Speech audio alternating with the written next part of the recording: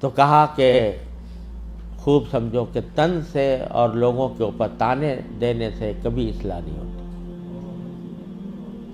پیغمبرانہ اسلوب یہ ہے کہ اگر پیغمبروں کو گالی بھی دی جاتی ہے تو وہ گالی کا جواب گالی سے نہیں دیتے۔ پیغمبر حضرت ہود علیہ السلام کو کہا جا رہا ہے کہ اِنَّا لَنَرَاكَ فِي صَفَاحَةٍ وَإِنَّا لَنَظُنُّكَ مِنَ الْكَاذِبِينَ، ہم آپ کو دیکھ رہے ہیں بیوقوف آدمی ہیں، پیغمبر کو کہا جا رہا ہے، اور ہم جانتے ہیں اب جھوٹے آدمی ہو۔ اگر حضرت والد صاحب فرماتے تھے کہ آج اگر کسی مقتدی کو، کسی عالم کو، کسی واعظ کو بھرے مجمع میں یہ کہا جائے کہ تم بیوقوف ہو، تم جھوٹے ہو، تو جواب میں وہ کہے گا تو جھوٹا، تیرا باپ جھوٹا، تیرا دادا جھوٹا۔ لیکن پیغمبر کیا جواب دیتا ہے کہ یا قوم لیس بی صفاحۃ ولکنی رسول من رب العالمین، میری قوم میں بیوقوف نہیں ہوں، مجھے پر رب العالمین نے تمہارے پاس بھیجا ہے، تمہاری پیغام دے کر بھیجا ہے، میں تمہارا پاس پیغام لے کر آیا ہوں۔ تو گالی کا جواب پیغمبر بھی پیغمبر گالی سے نہیں دیتا، گالی کا جواب بھی گالی سے نہیں دیتا۔ موسیٰ علیہ السلام کے پاس کو بھیج جا رہا ہے فرعون کے پاس، موسیٰ اور ہارون علیہ السلام کو، اور اللہ تعالیٰ کو معلوم ہے کہ فرعون جیسا سرکش آدمی، لیکن ان کو جو تعلیم دی گئی موسیٰ اور ہارون علیہ السلام کو، یہ دی گئی کہ قولا لہ قولا لینا، ان کے سامنے، فرعون کے سامنے نرم بات کرنا،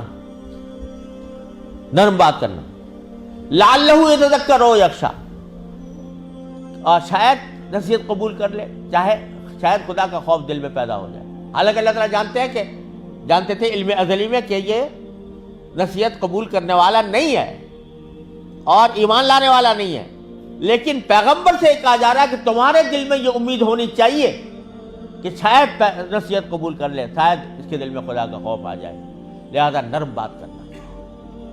تو یہ کہاں سے تم نے سیکھ لیا کہ مخالفین کے اوپر طعن و تشنیع اور الزام تراشی اور فکر کسنا، یہ کہاں سے سیکھ لیا؟ پیغمبروں کا طریقہ یہ نہیں تھا۔ لہذا حضرت والد ماجد قدس اللہ سرہ نے فرمایا کہ ادھیڑو اس کتاب میں۔ الحمدللہ میں نے بات دل میں اتر گئی، اور الحمدللہ میں نے پھر پوری کتاب کو اثر نو لکھا اور وہ سارے فکر اس میں حذف کیے۔ اس موقع پر جو جملہ سنانا چاہ رہا تھا حضرت والد ماجد اللہ کو، وہ یہ، اس موقع پر حضرت والد ماجد اللہ نے فرمایا کہ جب بھی کوئی بات اپنی زبان سے یا اپنے قلم سے نکالو تو پہلے یہ سوچ لو کہ اس بات کو مجھے کسی عدالت میں ثابت کرنا ہے۔ عدالت میں اگر تم اس پوزیشن میں ہو کہ جو بات تم نکال رہے ہو وہ کسی عدالت میں ثابت کر سکو تو بے شک کہہ دو اور لکھ دو، لیکن اگر اس پوزیشن میں نہیں ہو تو ہرگز وہ بات نہ لکھو، نہ کہو۔ کیوں؟ اس لیے کہ ہو سکتا ہے اسی دنیا میں کسی وقت تم سے مطالبہ ہو جائے عدالت، کسی دنیا کی عدالت میں کہ ثابت کرو اپنی اس بات کو، اور اگر اس دنیا میں نہ ہوا تو آخرت میں تو ہوگا ہی ہوگا۔ آخرت کی عدالت میں اللہ تبارک و تعالیٰ کے سامنے سب کچھ حاضر ہوگا اور تمہیں ثابت کرنا ہوگا۔ اگر ثابت نہیں کر سکتے تو منہ سے نہیں نکالو۔